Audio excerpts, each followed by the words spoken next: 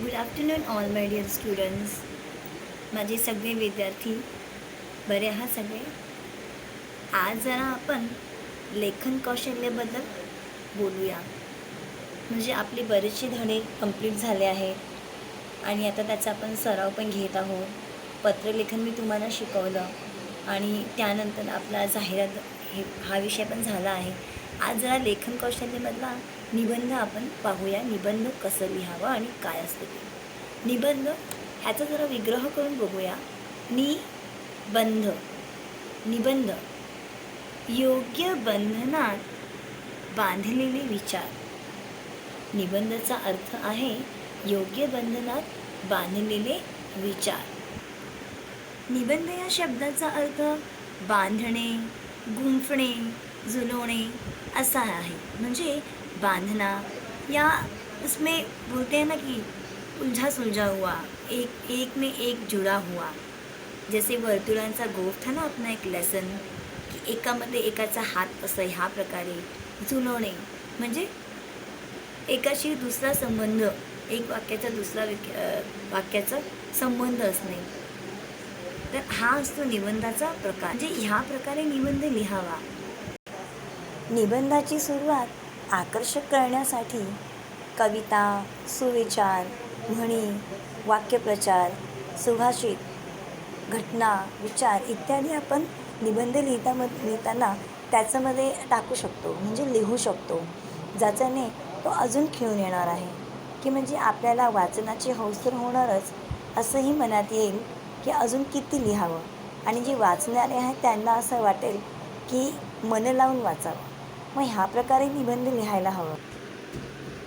आपल्या भावना, कल्पना यांचा आविष्कार शब्दांकित करणे म्हणजे निबंध लेखन होय. स्वविचारांचे प्रकटीकरण ही क्षमता, कौशल्य आत्मसात करण्यासाठी निबंध लेखनाचा सराव होणे अत्यंत आवश्यक असते. यात विचारांची विषयानुरूप आणि मध्यसूद मांडणी केली जाते. आणि निबंध लिहिताना दोन गोष्टींचा विचार करायलाच हवा.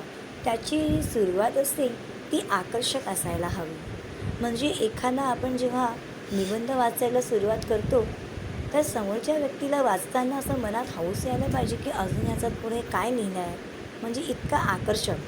आणि जेव्हा आपण ते क्लोजिंग करतो मग एकदम इंटरेस्टिंग, म्हणजे त्याचं एक महत्त्व असायला पाहिजे की त्यानंतर आपल्याला असं मनात येईल की काहीतरी वाचलं, काहीतरी इतकं छान लिहिलं होतं की त्याचं मनावर खोलवर परिणाम झाला आहे.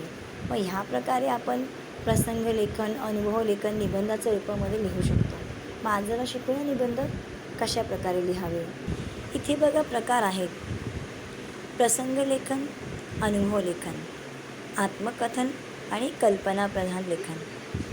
प्रसंग लेखनचा अर्थ असा आहे की पाहिलेली एखादी व्यक्ती, स्थळ, दृश्य किंवा प्रसंग यांचे शाब्दिक चित्र रेखाटणे.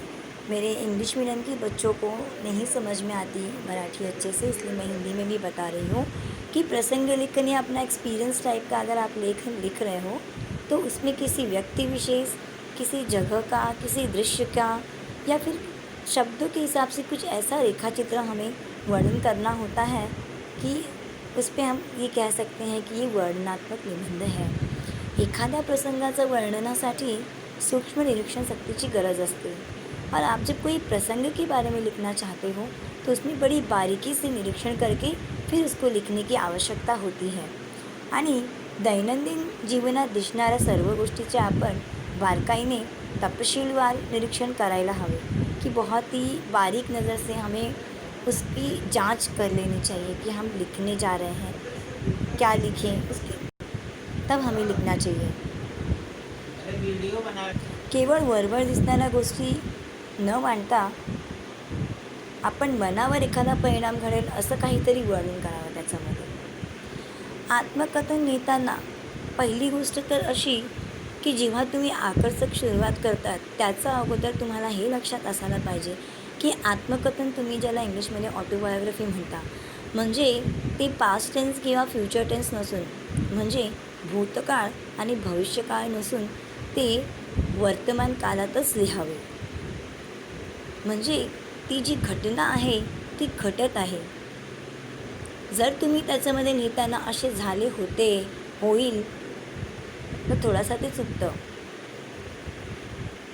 आणि हे लिहिताना समजा एखादा तुम्हाला टायटल दिलं गेलं, मग आत्मकथन लिहिताना माझ्या मते तुम्ही त्यावेळेस समजा तुम्हाला टॉपिक दिला आहे एका फुलाची आत्मकथा. मी एक गुलाबाचं फूल अवतरण चिन्ह टाकतो, म्हणजे त्यावेळेस तुम्ही ही कल्पना करा की जणू ते फूल तुम्हीच आहात. मग अशा प्रकारे तुमचा जो लेखन असेल तो आपोआप आकर्षक होईल. आणि कल्पनाप्रधान म्हणजे काल्पनिक.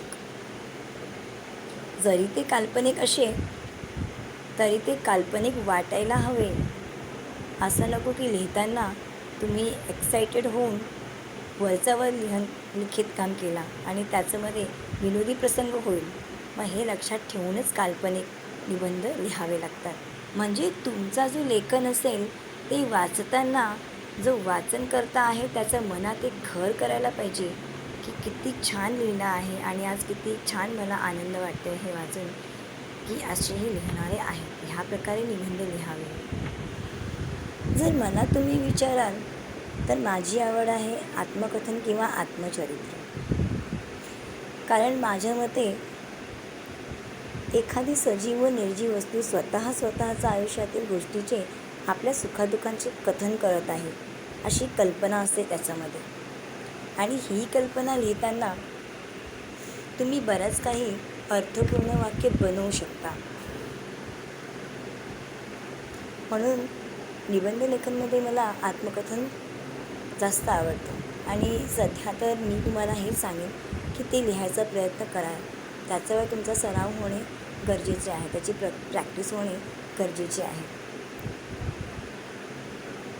सजीव निर्जीव वस्तूची स्वतःचा जी आयुष्यातील गोष्टी असते आणि सुखदुःखाचं जे कथन ते करतात, ही आपण जर कल्पना आपल्या निबंधामध्ये दाखवली तर अशा प्रकारच्या लेखनाला मनोगत, आत्मनिवेदन किंवा आत्मवृत्त असे शब्द वापरले जातात.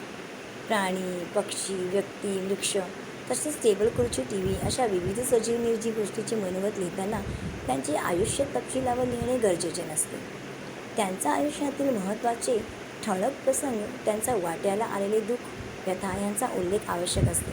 कि आप जब आत्मकथा लिखते हो तो प्राणी है, पक्षी है, वृक्ष है, टेबल है, कुर्सी है, कोई निर्जीव चीज़ भी है तो भी अगर आप उसके बारे में लिखते हो तो आपको उसके जो लाइफ है उससे रिलेटेड सब कुछ एकदम करेक्ट टू करेक्ट लिखना ज़रूरी नहीं होता है. आप खुद से सेंटेंस फ्रेम कर सकते हो और एक उसका प्रसंग, एक वाक़या, एक अनुभव बता सकते हो कि वो कैसे जी रहे थे, उनके लाइफ में अचानक कैसे दुख आ गया और लोगों ने कैसे उनकी उपेक्षा करना शुरू कर दी.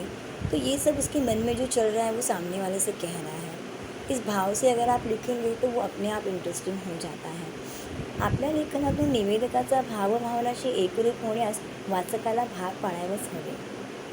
हम जो कुछ भी लिखते हैं, अपनी जो भावनाएं हैं वो एकरूप होनी चाहिए जब कोई पढ़ने वाला पढ़ रहा है. तो तुम्हाला ह्या प्रकारे निबंध दिला जाईल. आता समझा हाँ आत्मकथन है, मी बाक बोलते. बच्चों, बाक का मतलब क्या होता है आपको मालूम है? मालूम तो होगा ही. अरे बेंच होती है ना, किसी उद्यान की हो गई, किसी गार्डन की हो गई, मतलब बैठने की जो व्यवस्था की जाती है वो बेंच टाइप का लकड़ी का हो चाहे वो आयरन का हो, तो नी बाग बोलते हैं. देखो इसमें आपको ना टॉपिक भी दिया है. खंत म्हणजे उसके मन का जो दुख है, निर्मिति उसका हमें यहाँ से स्टार्ट करना है. उसका निर्माण कैसे हुआ, फिर अपने भूतकाल में, मतलब वो भूतकाल को भी प्रेझेंट रूप में हमसे बता रहा है की जेव्हा माझा जन्म झाला, मला त्या कंपनीमध्ये बनवलं गेला, ह्यांच्यातर्फेने मला बक्षीस म्हणून किंवा देणगी म्हणून या उद्यानात ठेवले गेले. इस तरीके से कि कैसे निर्माण हुआ, तुम्हारा भूतकाल की स्टोरी आप बता रहे हो और उसकी आज की परिस्थिति क्या है, उसका महत्व क्या है और उसके लिए दूसरों की भावना क्या है. लोग उस पर खुरचते हैं आके, उसको उस पर अच्छे से नहीं बैठते हैं या उस पर पैर फैला के बैठ जाते हैं, वो बैठने की जगह है, उसको उस पर गंदगी करते हैं. तो ये अब उसके मन की ये दुःख की भावना है. इतरांची भावना काय आणि त्याची भावना काय. मग हे सगळं आपल्याला ऑलरेडी टॉपिक्स दिले गेले आहे, त्याप्रकारे आपल्याला लिहावं लागतं. थोड़ा सा ना हम देख लेते हैं। देखिए, अब जैसे इसने शुरू किया, हाँ, ये है की आप जब प्रेझेंटेशन कर रहे हो आत्मकथन लिहिताना, मग तुम्ही हे लक्षात ठेवायचं आहे की आपल्याला अवतरण चिन्हाचा वापर व्यवस्थित म्हणजे लेखन नियमानुसार लिहावा लागता। अरे ये बस असा चपापतोस काय? अरे इतने आंखें फाड़ के देखा, म्हणजे एवढा आश्चर्यजनक काय बघतोयस? ओळखलं नाहीस मी कोण? अब देखो, लेखन नियमानुसार इन्व्हर्टेड कॉमा म्हणजे दुहेरी अवतरण चिन्ह, मग प्रश्नचिन्ह, हे जरा लक्षात यावं लागतं। और ये सब प्रेजेंट टेंस में हो रहा है। ज्या बाकावर तू बसलंस ना, तो बाग बोलतोय मी, घाबरू नकोस, निवांत बस, आज जरा बोलावंसं वाटलं तुझ्याशी। तुला आश्चर्य वाटलं ना की मी बाग असून कसा बोलतो? अरे आम्हालाही भावना असतात रे, सगळं पाहत असतो मी, सर्व माणसांची सुखदुःख जाणतो, तुम्हा माणसांचा सहवास मला खूप आवडतो। अब देखो, ये पढ़ने की एक भावना है मेरी, ये कोई सजीव चीज़ नहीं है, लेकिन पढ़ते वक्त जब हमें इंटरेस्ट लाना होता है तो हमें उसी तरीके से पढ़ने भी आना चाहिए। म्हणजे जसं आहे ती कल्पना करून मी वाचन करते, मग अशीच कल्पना करून तुम्हाला लिहायचं असतं। सुरुवातीला या उद्यानात फारसं कोणी येत होतं, पण हळूहळू लोक यायला लागली, लोकांचा सहवास मला लाभला। अभी उसने अपना स्टार्टिंग किया, निर्मिति के बारे में और अपने भूतकाल के सिचुएशन के बारे में उसने बता दिया। अब उसके बारे में होने के बाद वो अब परिस्थिती बता रहा है। हळूहळू लोक यायला लागली, उद्यानात फिरल्यावर माझ्यावर बसू लागली, लहान मुलं माझ्या अंगा खांद्यावर चढ़ू लागली, कि यही चीज़ होती है कि आपको पूरा फील करके बोलना होता है। कि अब जैसे मैं हिंदी में बता रही हूँ कि बच्चों, अगर आपको ऐसा क्वेश्चन आता है, आत्मकथन में सपोज़ टॉपिक आता है कि ये पुस्तक बोलते हैं, बहुत IMP है ये, आप उस वक्त किताब बन जाओ। आप अपने आप को एक व्यक्ति न समझ के एक किताब समझो और फील करो कि पढ़ने के बाद जिस तरीके से आप अपनी पुस्तक, अपनी किताबों को कहीं भी फेंक देते हो, कहीं भी रख देते हो, या आप बाहर से आते हो और पूरा घर बिखरा हुआ है, आपको बहुत तेज़ ठंडा पानी पीने का और लेटने का मन करता है कि मैं जाके बिल्कुल आराम करूँगा, और घर में जो बेड है वो ऑलरेडी भरा हुआ है सामान से, गंदगी फैली हुई है, आपको कितना बुरा लगेगा? क्या आपको कोई किसी कॉर्नर में उठा के फेंक सकता है कि नहीं आप आज वहाँ बैठो? लेकिन हमने ऐसा निर्जीव चीज़ों के साथ किया है, आणि शक्यतो अशा गोष्टीवरच कधी कधी आत्मकथन येतं। मग त्यावेळेस तुम्ही ही फील करा, तुम्हाला कसं वाटतं, तीच कल्पना त्या निर्जीव वस्तूची असते, आणि अशी मनात भाव ठेवून तुम्ही जेव्हा लिहायचा प्रयत्न कराल तर नक्की ते आकर्षक होणारच। मग ह्या प्रकारे तुम्हाला लिहायचं आहे, आणि निदान 2 ते 4 पॅराग्राफ असायलाच हवे। म्हणजे ऐसा नहीं बोलना है 2 फुल स्केप लिखा, but it should be attractive, effective. ऐसा नहीं कि आपने 4 पन्ने लिख दिया लेकिन उसमें सब अननेसेसरी स्टेटमेंट है। नेसेसरी स्टेटमेंट होना चाहिए। लिखा तो बहुत कुछ, बट काम का कुछ भी नहीं लिखा है इसमें। तुम्हाला जर माझा व्हिडिओ आवडला असेल, समजला असेल, तर तुम्ही नक्की जरा लाईक करत जा, शक्यतो सबस्क्राईब करा, पण मला तुमचे कमेंट्स पण हवेत त्याच्यामध्ये, म्हणजे तेव्हा मला कळेल की तुम्हाला समजता येते आणि मी नेक्स्ट व्हिडिओ पण बनवेन तुमच्यासाठी। चला मग आता तुम्ही हे एकदा दोनदा पुन्हा पुन्हा पहा आणि प्रयत्न करा की निबंध लिहिताना कसला विचार ठेवून, कसली भावना ठेवून आणि कुठल्या प्रकारे लिहावं, ह्या सगळ्या गोष्टी याच्याशी संबंधित प्रश्न मी विचारेन। म्हणून हे जरा मन लावून ऐका मी काय काय बोलली आहे त्याच्यामध्ये, ठीक आहे?